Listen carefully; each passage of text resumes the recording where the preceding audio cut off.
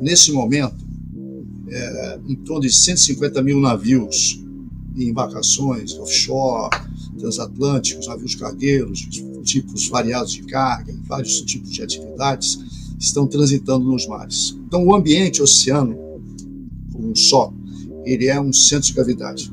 Que até 2050, esse cenário pode se multiplicar por 3. De que maneira nós podemos apoiar esse desenvolvimento e que ele seja sustentável? Somente por uma forma, a descarbonização.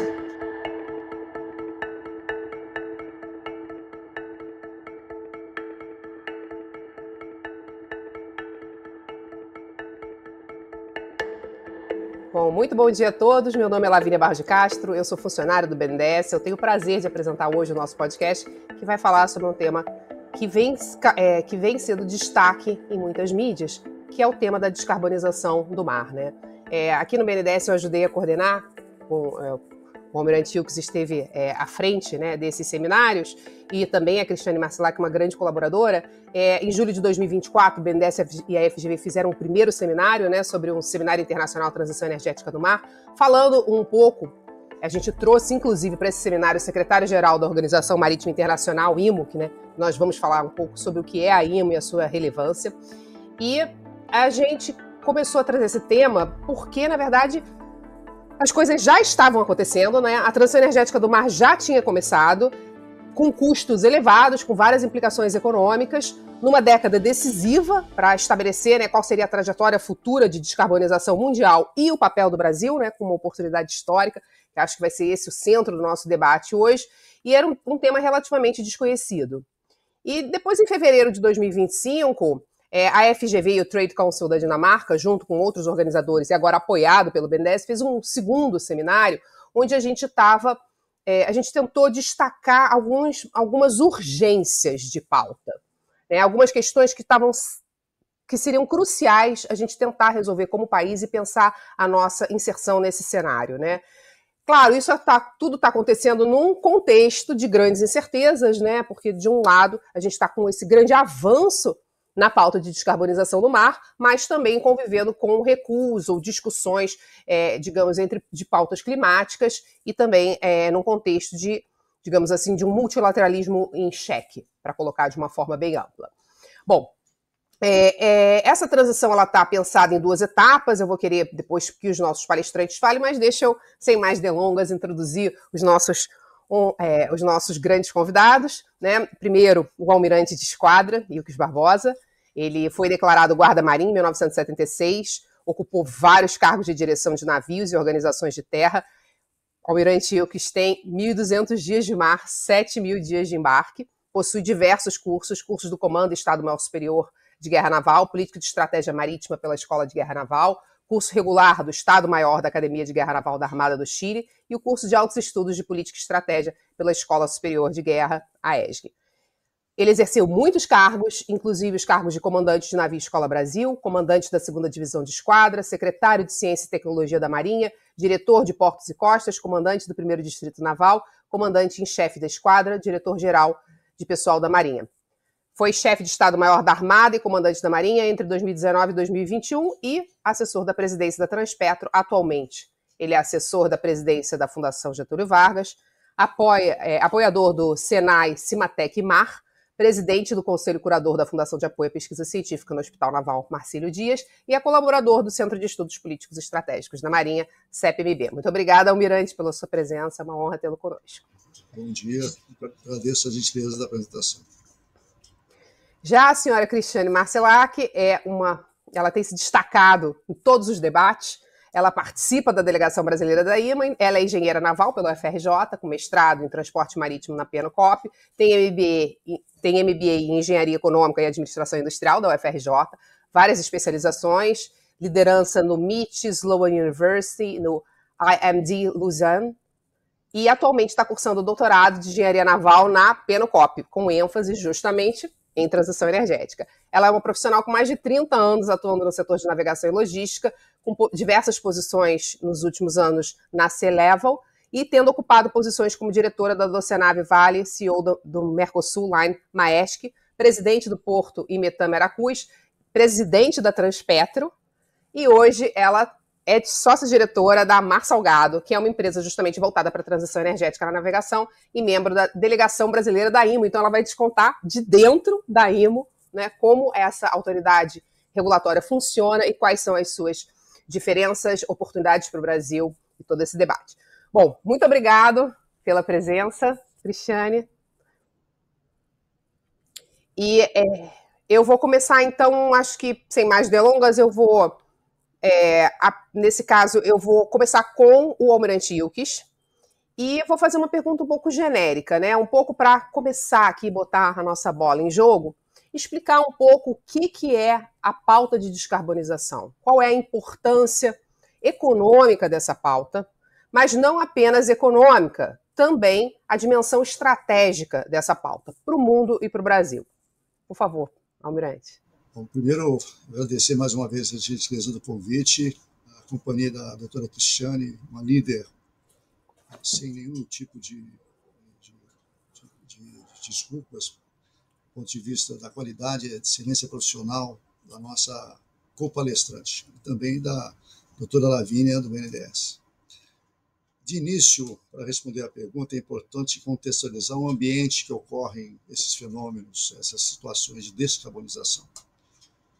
O centro de gravidade do planeta Terra, isso é importante de balizar dessa maneira, são os oceanos. É no oceano o ambiente político, ambiente econômico, situações ambientais, científicas e estratégicas. E eu vou me fixar nesse momento só no ambiente econômico. Nós estamos falando do comércio marítimo internacional, do comércio internacional, da ordem de 40 trilhões de dólares. Nesse momento, em torno de 150 mil navios e embarcações offshore, transatlânticos, navios cargueiros, de tipos variados de carga, em vários tipos de atividades, estão transitando nos mares. Então, as veias e artérias do planeta estão nos navios, estão correndo e fluindo nos oceanos, sem mencionar as questões dos cabos submarinos. Então, o ambiente oceano, como um só, ele é um centro de gravidade. Do ponto de vista econômico, acrescentando essa informação que eu já mencionei, de cerca de 40 trilhões de dólares, existe uma perspectiva da OCDE, a Organização de Cooperação e Desenvolvimento Econômico, vinculada à ONU, que até 2050 esse cenário pode se multiplicar por 3, triplicar, além do aporte de mais de 2 bilhões de pessoas, de consumidores. Então, a questão é, de que maneira nós podemos apoiar esse desenvolvimento e que ele seja sustentável? Somente por uma forma, da descarbonização. Trazer essa atividade econômica para um ambiente que a situação ambiental, não seja comprometida. Por que o oceano é mais importante que a Terra do ponto de vista ambiental? Essa é a questão que linka com a situação econômica. 98% da água do planeta está no oceano. Se a questão de aquecimento global se agravar, a quantidade de energia que vai para a atmosfera é muito grande. Essa atmosfera repleta de condensação de água, porque a água tem um fenômeno físico-químico importante, é ela que viabiliza a nossa vida no planeta. Ela é estado sólido, líquido e gasoso. Se essa quantidade de gás de água, esse vapor, condensar, ele cai em forma de chuva, líquido. Isso são as famosas catástrofes ambientais que nós estamos vivenciando, inclusive recentemente no Rio Grande do Sul. Mas se essa questão continuar aquecendo, mais energia ainda fica retida na atmosfera, o que impede toda atividade solar, toda a questão de biossíntese, entre outras, serão afetadas. Então, a questão de descarbonização, é importante frisar, muito importante frisar, não começou hoje e nem terminará amanhã.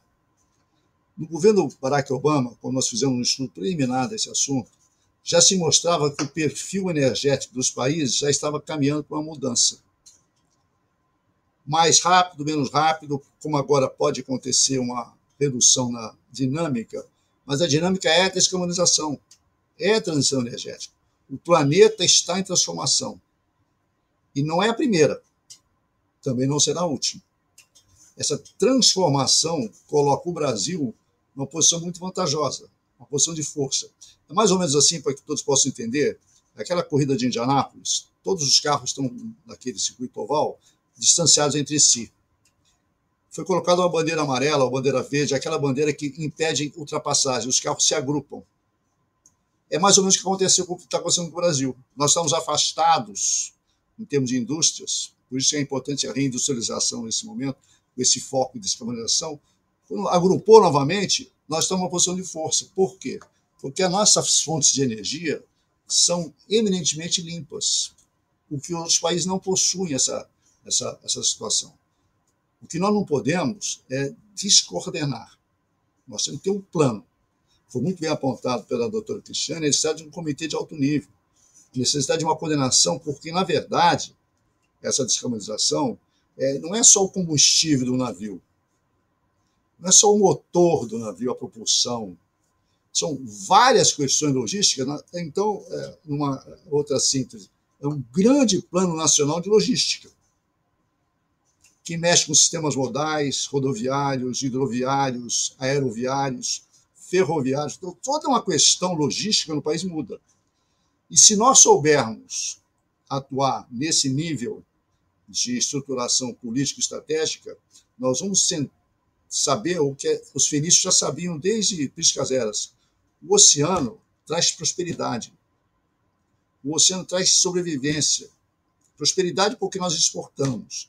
Sobrevivência porque nós importamos insumos como fertilizante, por exemplo. Sem fertilizante não há agronegócio. Sem navio não tem agronegócio. Não há. E se nosso transporte marítimo for taxado numa situação desconfortável, e aqui cumprimentar toda a equipe nossa que trabalhou na IMO, por intermédio da doutora Cristiane, sinceramente, nós teríamos um revés muito forte em emprego aqui no Brasil. Emprego, subdesenvolvimento, fora do mercado. Essa vitória, que agora tem que ser sucedida por outras, exigiu governo, empresa, cientistas, empreendedores, toda a sociedade brasileira está representada lá. Ter a possibilidade de ter a doutora Cristiane e outras, Paula, e outros profissionais que lá estavam, foi fundamental o Ministério das Relações Exteriores.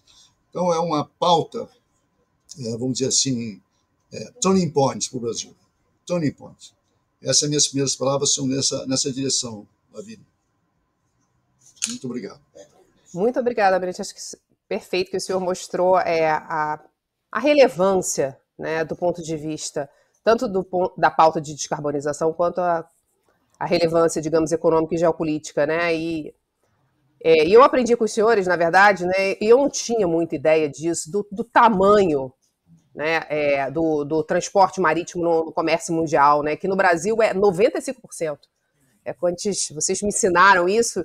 E ao mesmo tempo, a descarbonização do todo, né, ela é 2,8% das emissões globais, né, de gás carbônico. E grande parte disso, 70%, é dentro do transporte marítimo. Né? Acho que é também muito interessante porque todas as pautas do transporte marítimo elas são de longo prazo. Você tem, digamos, as inércias, né?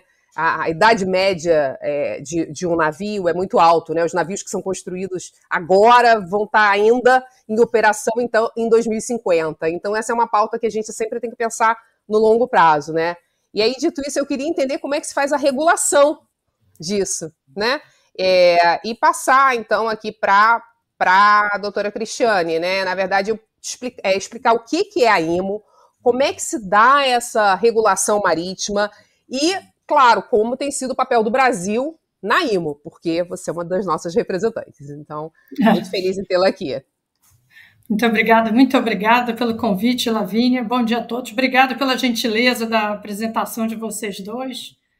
Dois craques em economia e geopolítica, então estou muito feliz de estar dividindo essa conversa aqui, de verdade.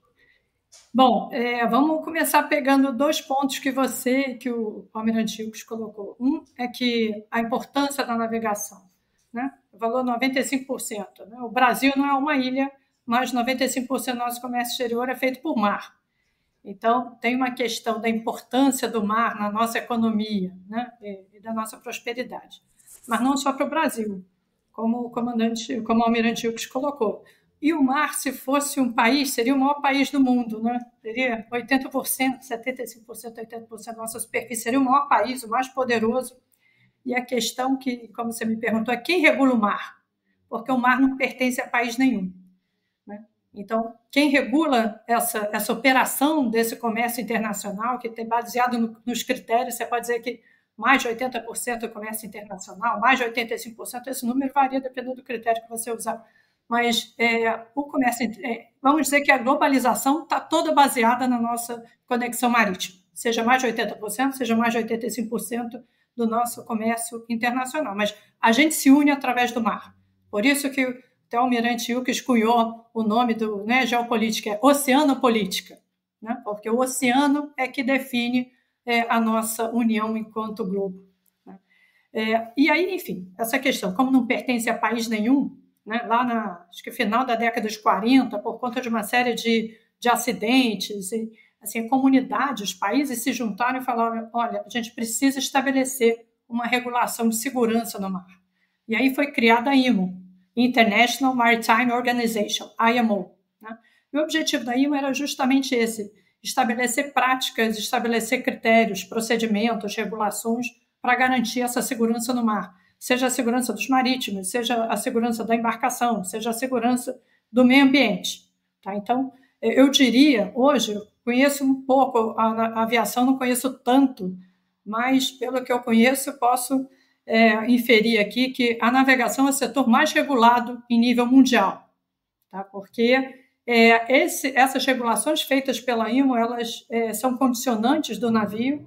Então, o navio, para operar em águas internacionais, ele tem que atender a Marpol, que são esses anexos com essas regulações, né? Uma vez que a IMO define uma regra nova, isso entra na Marpol, e o navio necessariamente tem que atender essas regulações para operar. Por que ele tem que atender? Vamos supor que um país diga, não quero atender às regulações da IMO. Ok, só que o navio vai sair do seu porto e quando chegar no outro porto, esse navio não vai poder atracar, vai receber penalidades. E, eventualmente, isso vai ser uma condicionante até do próprio seguro. O segurador vai ter restrições a um navio, ou, inclusive, pode não cobrir um navio que não está atendendo a Marpol, porque a Marpol engloba tudo, né? Engloba a segurança do ativo, vazamentos, enfim, engloba todos os procedimentos para que a gente garanta, como o mundo, uma navegação segura, né? Uma operação segura em águas internacionais que não pertencem a ninguém. Então, acho que, respondendo essa pergunta, esse é o caráter da IMO. A IMO hoje tem 175 países membros. Se eu pensar, não é como se fosse um país com um presidente. A IMO, na verdade, é a Assembleia de Países. Você tem a IMO, na verdade, é a reunião dos países. Você vai para a Assembleia, vão os 175 países, alguns podem não estar presentes, pode ter, inclusive, votação virtual, mas você vai votar os temas, né? Então, esses países em conjunto que votam o tema.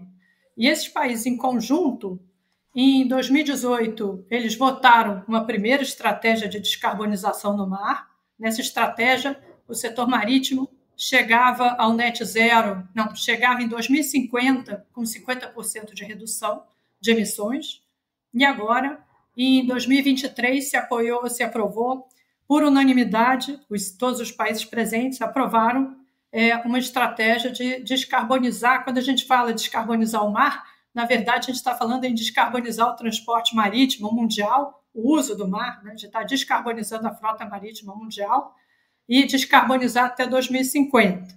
Então, esse é o papel da IMO, esse é o papel da IMO na transição energética, e o Brasil ele é um desses países membros, é um país membro de um grupo bastante atuante, né, que tem países que são mais afetados pelo mar, então tem a sua economia mais envolvida no mar. O Brasil está entre esses países mais participantes, e ele tem uma representação, inclusive, em Londres, na RPB-IMO.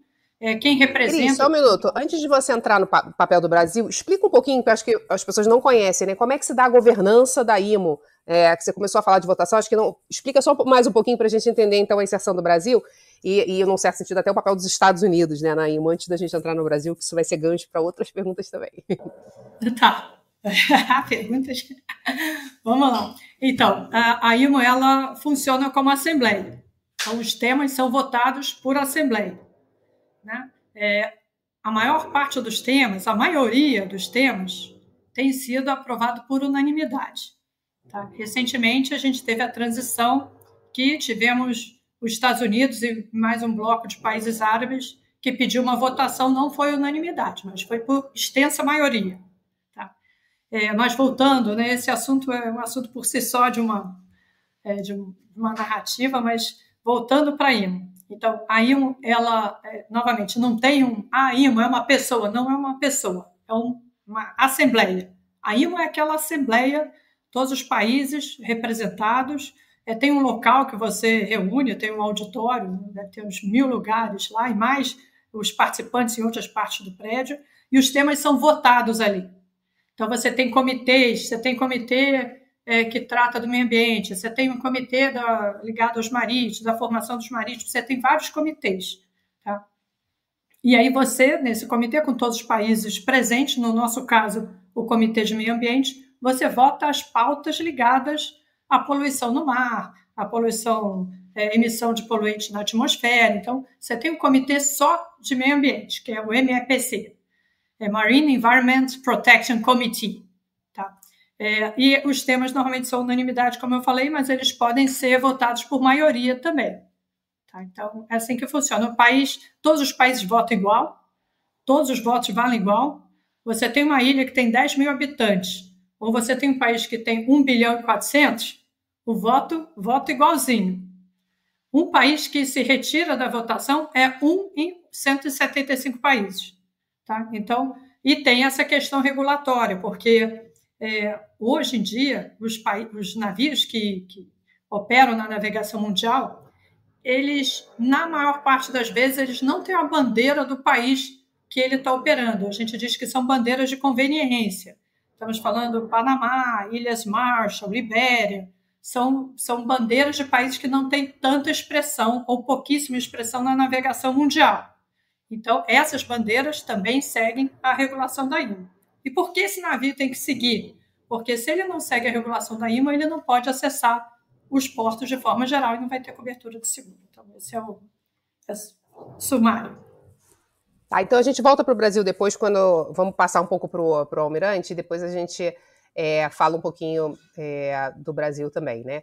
Então, na verdade, o Almirante Wilkes, ele já deixou um pouco isso na sua fala introdutória, né? Que quando a gente está falando de descarbonização, a gente não está falando só digamos assim, da frota, né? A gente está considerando que a questão começa ali na infraestrutura, né? Nos corredores verdes, nos combustíveis verdes.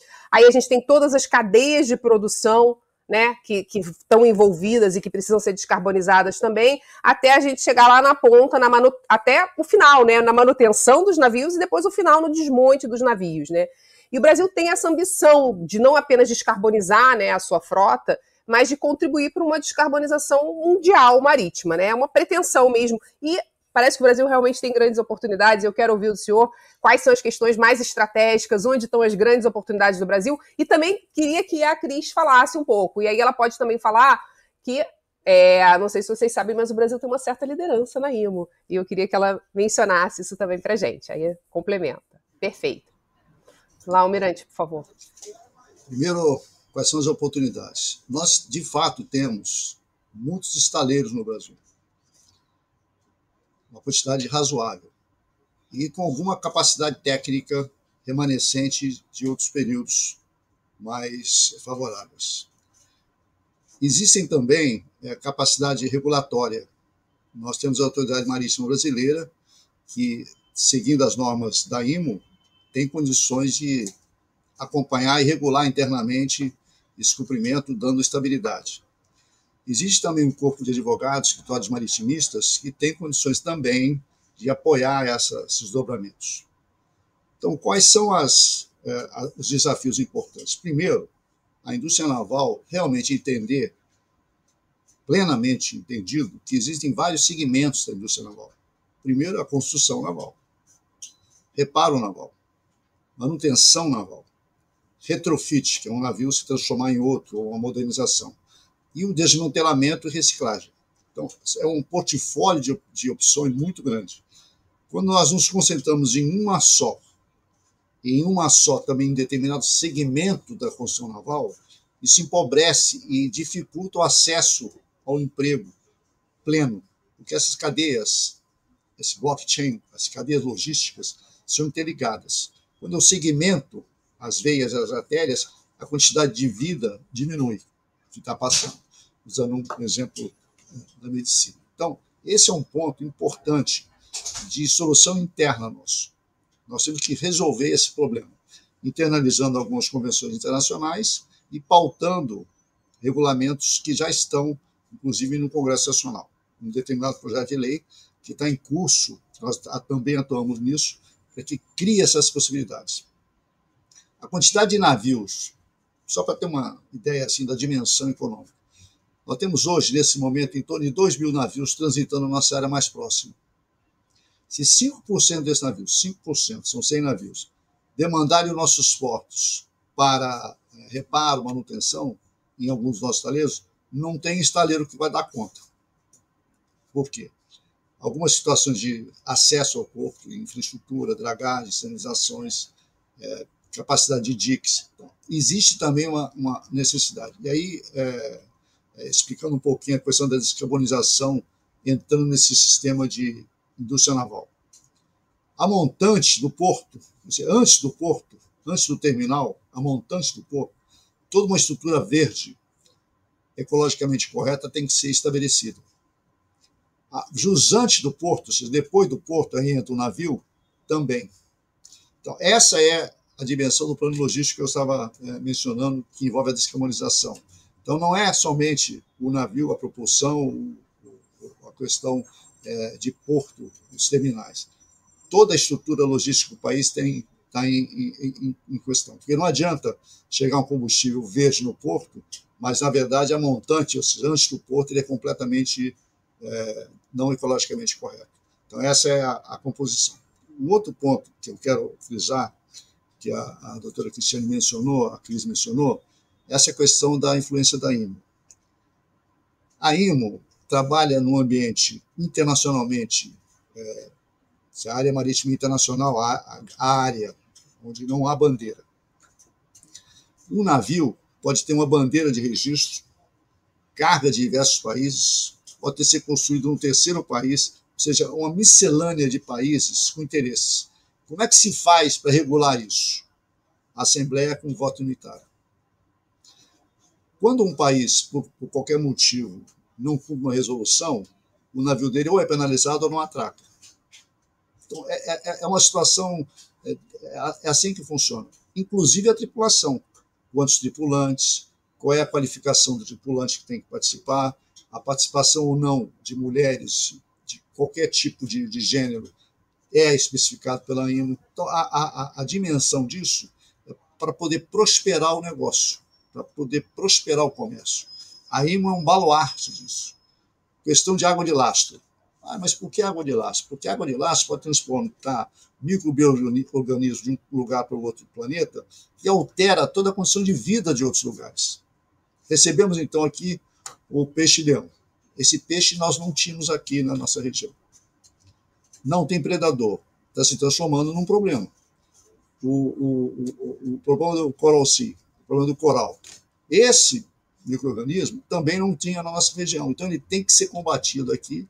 E através do quê? Acompanhando a água de lastro. Então, não são questões assim simples, são complexas, porque envolvem diversos direitos, diversos países, diversos ordenamentos jurídicos.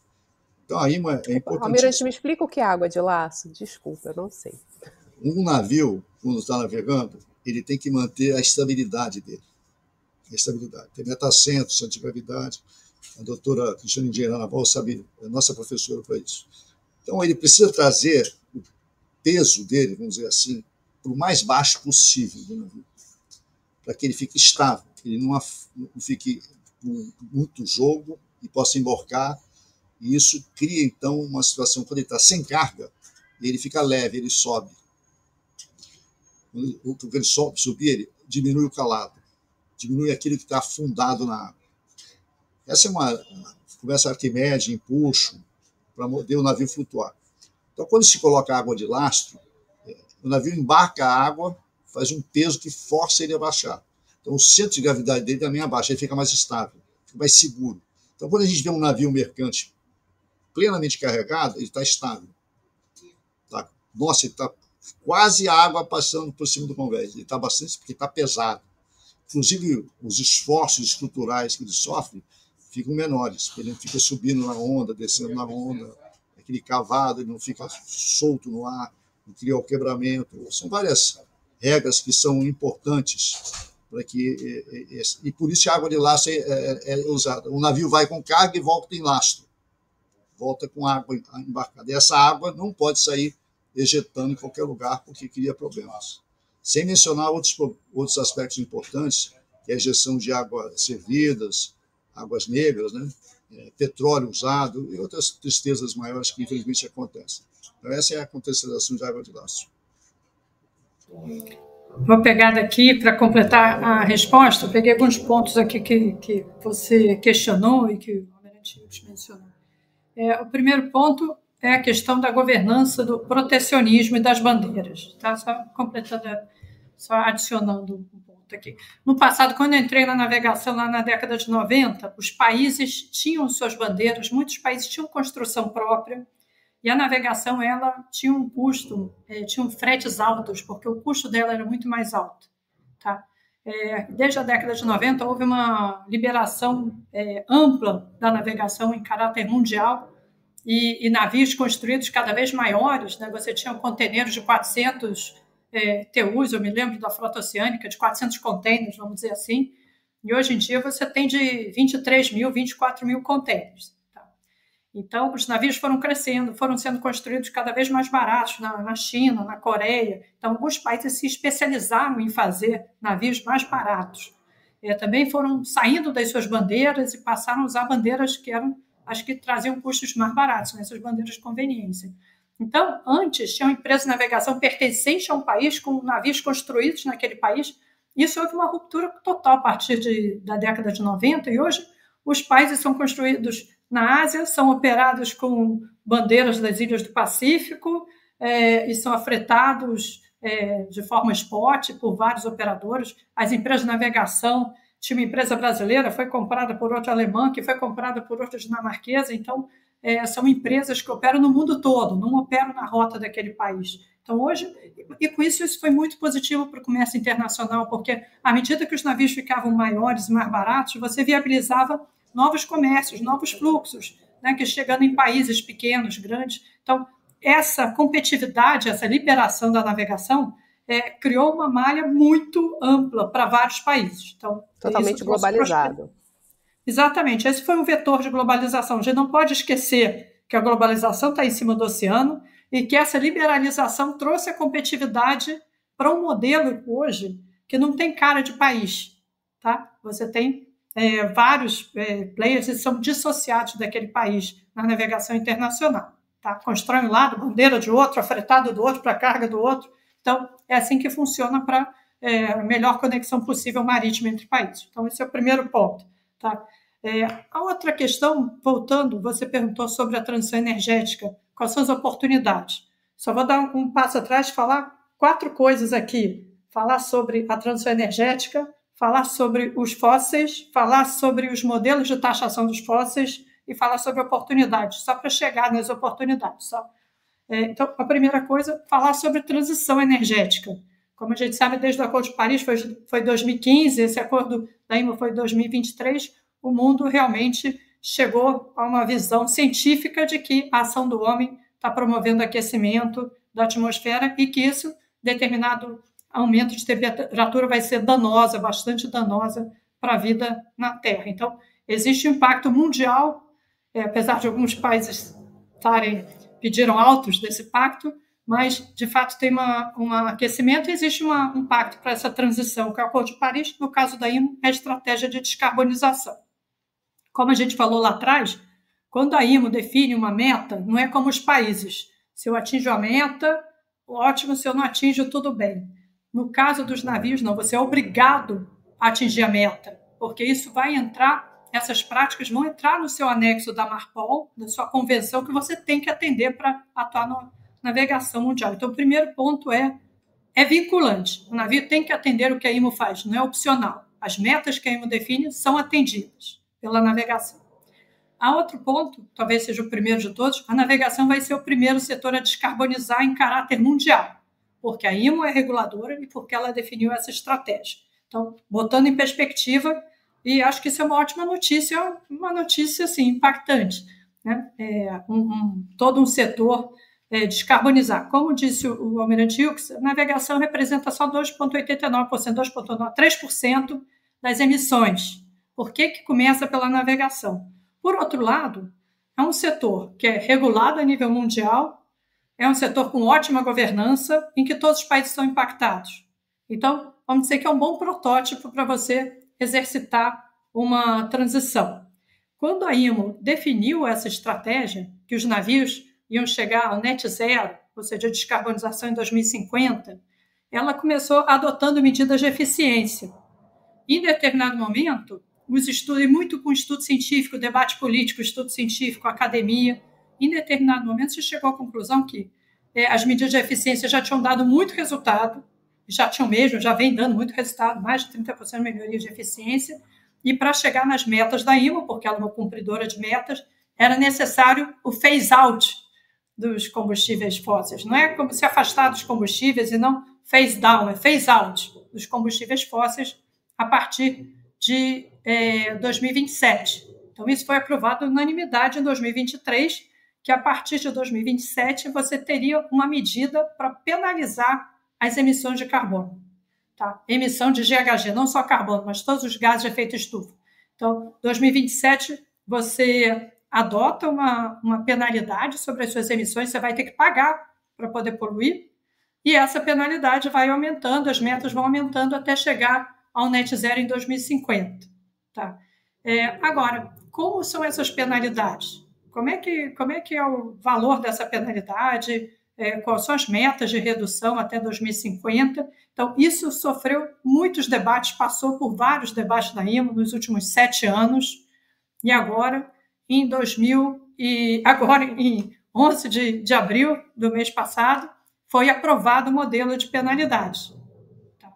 E o Brasil foi muito atuante, como você falou, da liderança do Brasil, porque tinham 2 grandes blocos, né? Tinha um bloco que era o bloco dos países europeus e das ilhas, né, que estavam buscando uma penalidade muito mais forte, né, você penalizar 100% das emissões de carbono, ia penalizar bastante a navegação brasileira, porque nossas rotas são muito longas, são mercadorias de baixo valor agregado, muita commodity, não só nossa, mas toda a América do Sul. Nós somos exportadores para longas distâncias, que o maior mercado mundial é na Ásia, né, é a China.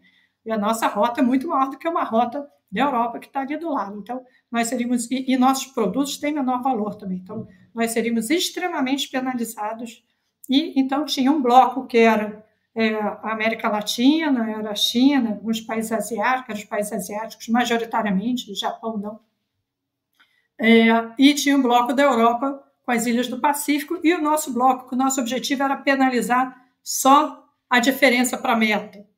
Ano a ano você vai reduzindo até chegar nos 100% de redução e você vai penalizando esse valor que ultrapassar a meta.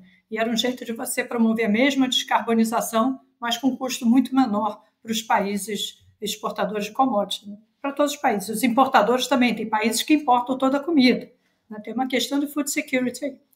Então, acho que o Brasil atuou muito nisso, acho que o Brasil foi um líder, foi uma liderança, de forma a construir pontes, de forma a entender os lados, de trazer propostas, mas também de trazer muitos estudos científicos. Tínhamos muitos doutores em nossa delegação, de vários setores diferentes. Então, o Brasil teve muita influência uma influência, vamos dizer, positiva para se construir essa regulação, e que foi aprovada agora em abril. E as oportunidades daí, de um lado, de fato, a gente vai ter um aumento de custo. De fato. Por quê? Porque os combustíveis verdes são mais caros do que o petróleo. Então, à medida que você começa gradualmente a reduzir e ter outras alternativas, né, você está trazendo alternativas que hoje são mais caras. Pode ser que daqui a 5 anos não sejam mais, mas são novas alternativas. Só que elas emitem menos. Então, a forma de você fazer com que essas alternativas sejam competitivas é você penalizando as emissões. Porque aí o petróleo vai ser penalizado de um jeito, o custo total vai ser um, eles vão ter um custo maior, mas vão penalizar menos e passam a ser competitivos. Tá? Agora, como o Almirante Ilques colocou, o Brasil, de um lado, vai ter uma penalidade, porque aos poucos o nosso frete internacional vai ficar mais alto, gradualmente, começa a ficar realmente mais alto daqui a partir de 2030, rumo a 35, o começo é mais gradual, dá tempo da gente se preparar para a transição tecnológica, mas enquanto a gente tem esse custo, a gente tem uma oportunidade enorme, que nem eu gosto também de Fórmula 1, acabou de ter acidente na pista, os carros todos se juntaram para a gente recomeçar, e esse eu acho que é uma grande oportunidade. Por quê? Porque o Brasil é competitivo em todas as rotas energéticas, vou fechar aqui, que eu estou falando muito, eu sei. O Brasil é competitivo em todas as rotas energéticas, mas tem uma questão aí da gente pensar nessa cadeia como um todo. Não adianta a gente produzir etanol e o motor não rodar etanol. Não adianta a gente produzir biocombustível e não ter logística viável para esse biocombustível. E outra questão dos estaleiros, a gente tem um parque de estaleiros excepcional, mas muito voltado, isso é polêmico, mas muito voltado ao conteúdo local. E o jogo agora não é mais conteúdo local, agora é a frota mundial. Então nós precisamos, nós merecemos ser competitivos a nível mundial. Então temos uma série de oportunidades energéticas na indústria, nos serviços, que a gente merece estar aproveitando agora.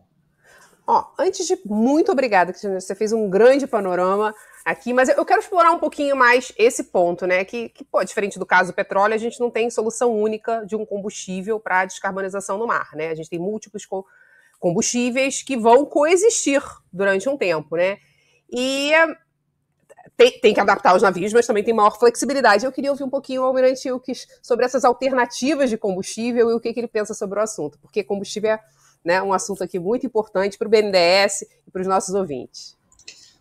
Esse é um ponto realmente de destaque que coloca o mercado na pauta.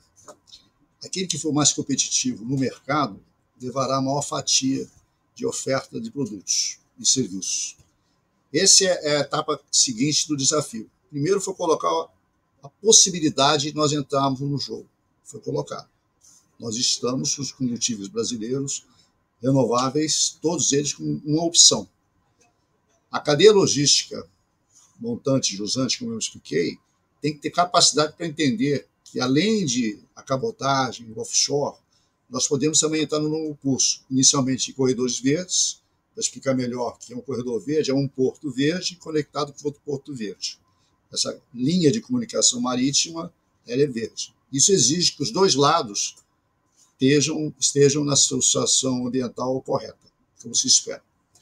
Então, esse é o desafio seguinte. Então, se encher de etanol de um lado, tem que ter etanol para encher do outro lado. Exatamente. Se o navio, com a propulsão dele, usar determinado combustível, ao longo de toda a navegação dele, tem que ter esse combustível disponível para que ele possa ser reabastecido. Bom, esse é um primeiro ponto. Então, recentemente, uma notícia que a combustível de aviação foi feito um acordo entre o Brasil e a China para usar na aviação chinesa interna, usar combustível brasileiro. Isso é uma vitória muito importante. E onde é que entram os desafios?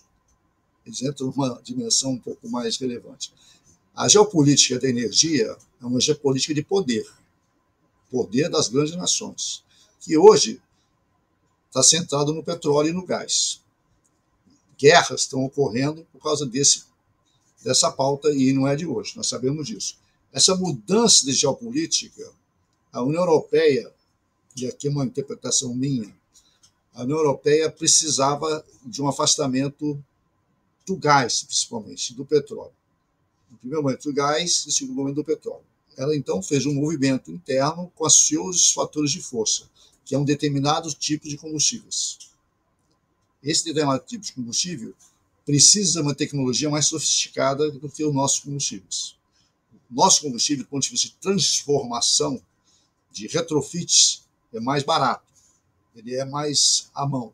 E o Brasil tem uma tradição de motores flex. Nós já atuamos com álcool em carro há algum tempo. Essa tradição, essa flexibilidade é que dá um fator de força para nós. Mas não adianta ficar só na retórica. Nós temos que... O apoio do BNDES nessa pauta foi fundamental. O apoio da Fundação Getúlio Vargas também foi fundamental. Por que motivo? Porque traz a dimensão política para o assunto. Traz o interesse do poder político para essas questões que são de Estado. Não é uma questão da sociedade, é uma questão de Estado. E aí um desafio adicional. Os países produtores de petróleo, os grandes países produtores de petróleo, estão também em pauta de transição. Essa questão da transição é interessante, né? Começou o Acordo de Paris, 2015. Para acontecer o Acordo de Paris, antes disso, a pauta da transição energética já ocorria. O Rio 92, foi bem antes, já colocou esse tema em pauta. Em 2007, 2008, mais ou menos, eu participei de um estudo de quando é que seria a transição energética do planeta, ela seria um turning point. Quando é que o petróleo, ainda existente e vai continuar existindo, deixaria de ter a predominância na matriz energética do mundo. Naquela época, com os elementos que nós tínhamos, e nós estudamos muito o plano energético dos Estados Unidos, que estava em transformação, principalmente na administração de Barack Obama. Por que os Estados Unidos? Que é um dos maiores produtores de países de petróleo do mundo, é uma das fontes de energia do planeta, nuclear, petróleo, gás, etc. Ele já indicava que estava na faixa de 2035 a 2037. Naquela época, com os elementos que nós tínhamos ainda muito incipientes. Por uma incrível coincidência, eu coloco nessa pauta de coincidência, deu 2035, 37 a 2050. Para nós, para as senhoras, é pouco tempo, né? Porque ainda estarão bem jovens daqui a 15 anos. Eu não. Mas para o Brasil, é ontem. Nós temos que tomar providências com relação a essa transição anteontem. Traz anteontem. Então, o senso de urgência significa o seguinte: uma fonte de energia que nós temos no nosso PIB, importante, da ordem de 20%, está inserido ali, petróleo, óleo e gás. Essa transição energética, alguma coisa tem que entrar no local. Alguma energia, sob todos os seus desdobramentos, diretos e indiretos, tem que entrar nesse local, para que nós não soframos uma queda econômica muito abrupta, ou, vamos dizer assim, mesmo que declinando, nada em sua substituição. Por isso que alguns países estão criando fundos soberanos, por isso que o BNDES está atuando forte nessa área, porque é papel dele desenvolvimento econômico e social, essa visão macropolítica, apesar de ser um banco, né, um banco, evidentemente, tem transações comerciais, faz parte do banco, essa pauta, mas com essa visão oceanopolítica, essa visão política do assunto. Esse empreendimento, esse apoio no fomento é fundamental. E não é uma característica brasileira, vamos dizer assim, mais uma jabuticaba. Não, não é assim. Todos os países do mundo estão adotando questões de Estado para suportar essa transição. É interessante, às vezes as pessoas ficam, alguns negacionistas, né, assim, mas escuta, que moda nova é essa? Primeiro que não é moda. É uma questão natural do planeta. Nós começamos lá atrás, muito lá atrás, não sei se lembram disso, nós tínhamos carruagens.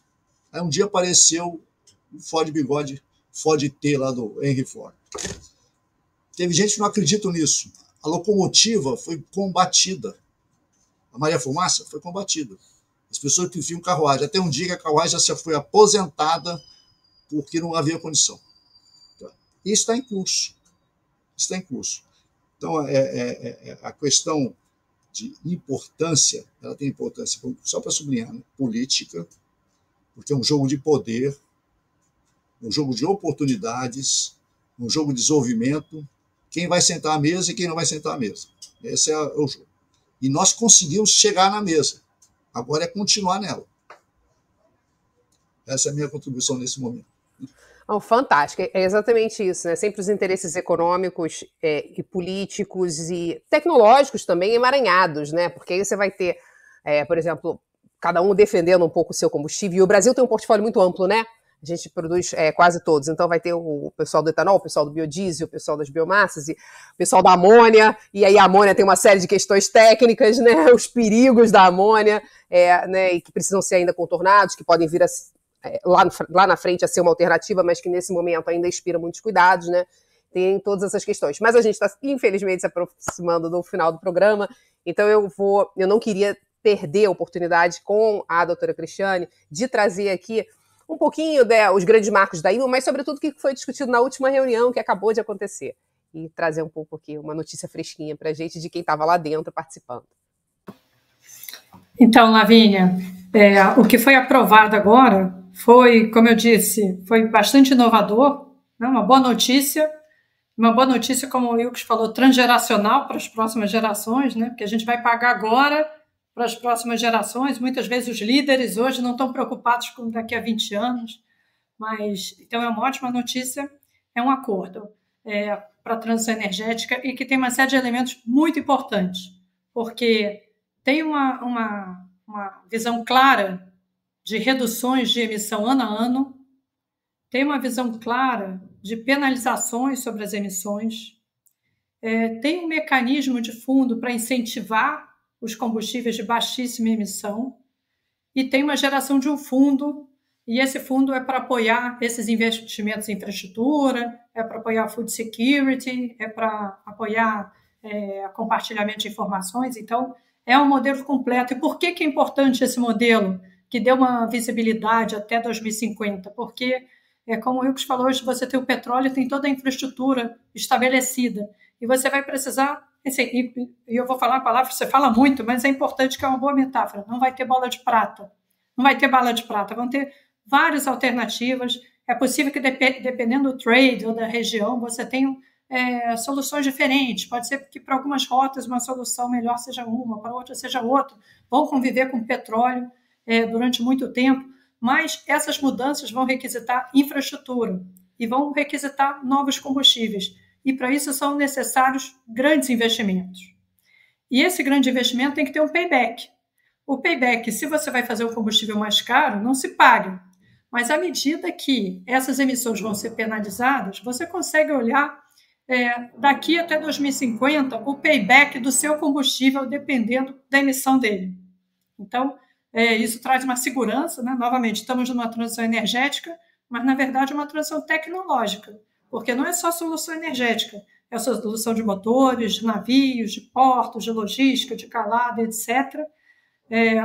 Enfim, então essa regulação traz essa questão da redução, traz uma penalização, traz 2 faixas de redução. Se você fica na primeira faixa, né, se você reduz tudo que você precisa, fica só um pouquinho acima da primeira faixa, a sua penalização é pequena, mas se você não atinge a faixa mínima, você tem a penalização grande, e que é para obrigar, vamos dizer, incentivar os armadores a imediatamente começar ações para descarbonizar. Novamente, a atmosfera é uma só, onde quer que você esteja descarbonizando, está contribuindo.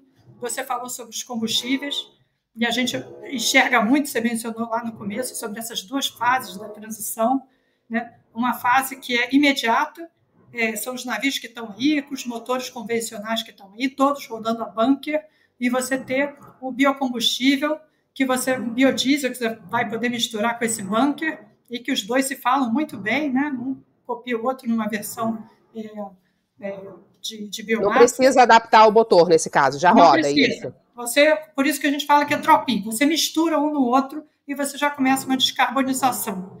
A Petrobras já até está oferecendo, acho que em Rio Grande, um B24, quer dizer, 24% de biocombustível. Então, o biocombustível já é uma grande ajuda para esse começo, né? Dizem até que você, com tecnologia, você pode levar o biocombustível para o longo prazo, né? Para emissões próximas à meta, né? Então, acho que tem muita tecnologia aí a ser desenvolvida.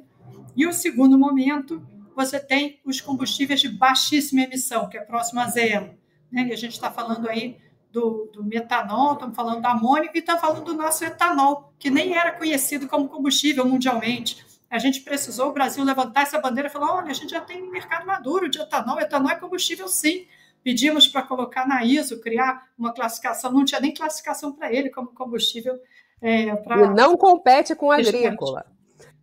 Agora, tem um ponto aqui importantíssimo, tá? Importante para a gente, como cidadão, como pai, mãe, avó, seja lá o que for. Esses combustíveis precisam ser certificados e têm que ser produzidos de forma sustentável, tá? Então, vai ter que ter um selo e as práticas têm que ser sustentáveis, uso da terra, todo o manuseio dele. Então, tem uma mudança aqui, porque vão ser selos muito rigorosos. Então, isso é importante, a gente tem que investir nisso, tá? Então, mas assim, o wrap-up é o seguinte, tem uma transição à nossa frente, tem um modelo agora de viabilidade, a gente merece investir em todas essas cadeias, tanto na produção de combustível, quanto na certificação, como na estrutura do esporte, e a gente merece reposicionar a nossa economia com base nessa potência verde, potência que a gente tem aqui de terra, de vento, de sol, etc. Mas tem um ponto aqui que eu vou só chamar para fechar aqui, um ponto que o Wilkes também falou na primeira fala, a questão do plano de ação. Esse é um assunto que é transgeracional, não é a política de um setor, é uma política de governo. A gente tem que ter um plano nacional que passe de um governo para outro, porque, novamente, é transgeracional. E um plano que integre a energia, a logística, a navegação e a indústria. Porque, novamente, não adianta ser o agropop e você não tem motor para rodar ele, não tem logística. Então, agora temos uma grande oportunidade, muita inovação na mesa, mas a gente, para isso, precisa trabalhar cooperado, fazer nosso dever de casa e voltar para o tema do Plano de Ação Nacional para a Transição Energética no Mar. Poxa, fantástico. O senhor quer comentar alguma coisa disso, Almirante Wilkes, antes da gente fazer o encerramento?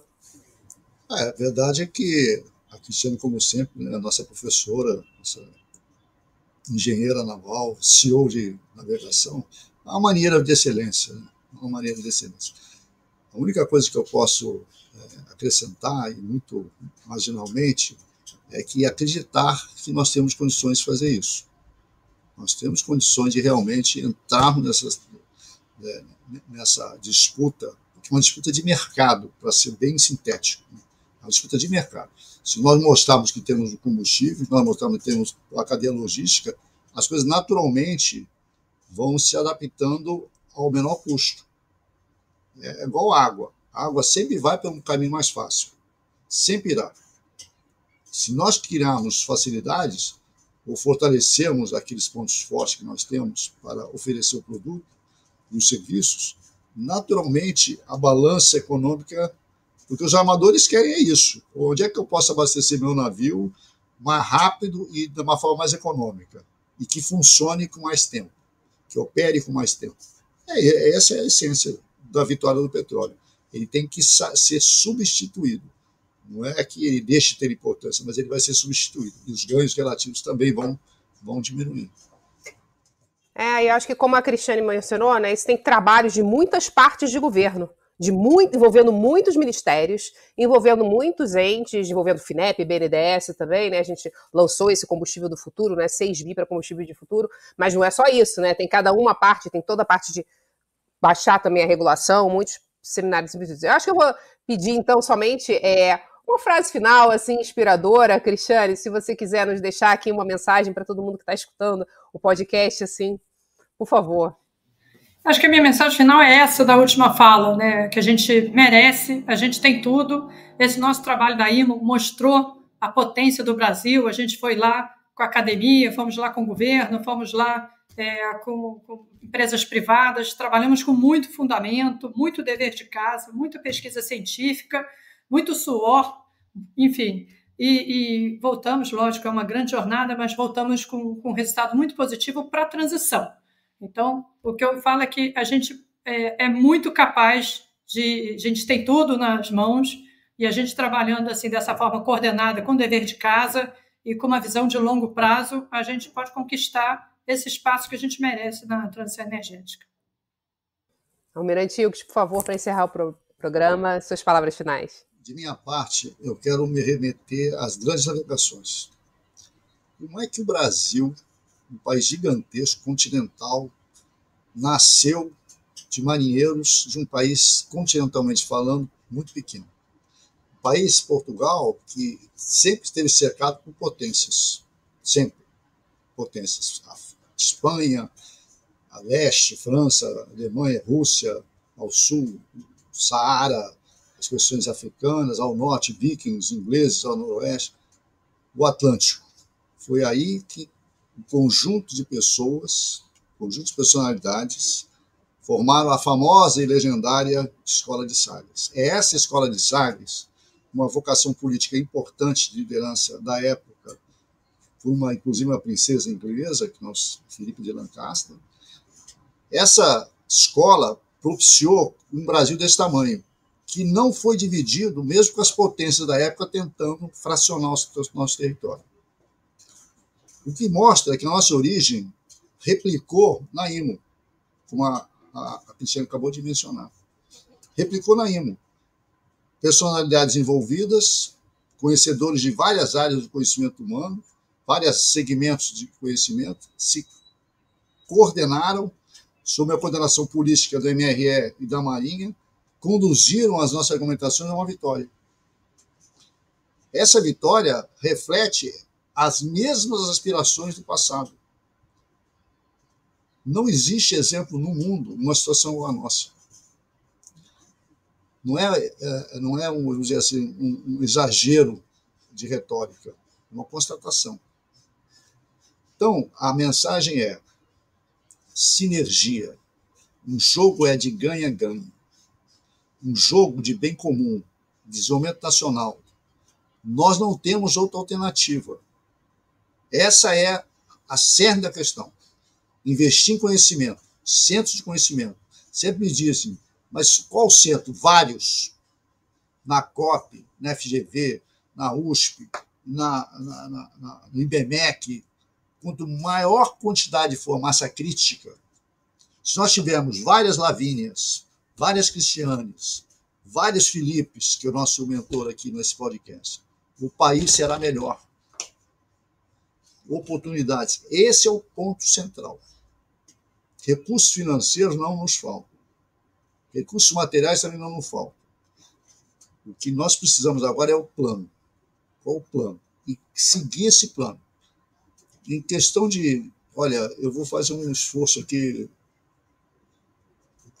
temendo correr uma impropriedade, mas em 2, 3, 4 anos, o Brasil muda o perfil. Muda o perfil. Porque ele é muito forte. Esse país é muito forte. Qual é... O que nós não temos? O que nós não temos é o plano. Qual é a estratégia que nós vamos fazer? Se juntou agora, em questão de meses, de abrir o nosso primeiro seminário até agora, nós juntamos daquele primeiro seminário, Lavínia e Cristiane, 60 pessoas de mais amplo conhecimento, vários setores, 60, em 2 dias. Aquilo foi o start. Aquilo navegou por várias instâncias, foi, voltou, e eu conseguia ver as movimentações ocorrendo, desagou nisso. Desagou nessa vitória. Então a mensagem é: temos que acreditar e vai dar certo. Nós temos condições disso, plenas. Essa é a mensagem que eu posso dar para vocês aí. Muito obrigada, Almirante. Muito obrigada, Cristiane. Um grande prazer tê-los conosco. Aprendemos muitíssimo aqui nesse podcast e essa luta aí continua, né? Isso é uma luta de muitos anos, está apenas começando. O podcast Missão Desenvolvimento é uma realização da AFB-NDS, Associação de Funcionários do BNDES, e vai ao ar semanalmente em todas as plataformas digitais. O programa tem direção de Felipe Peçanha, produção de Tatiana Gurgel e edição de Pedro Rocha. Para saber mais, acesse nosso site www.missãodesenvolvimento.com. Você também pode assistir a outros episódios já gravados nos canais do Missão Desenvolvimento e da AFB-NDS nas redes sociais. Até a próxima!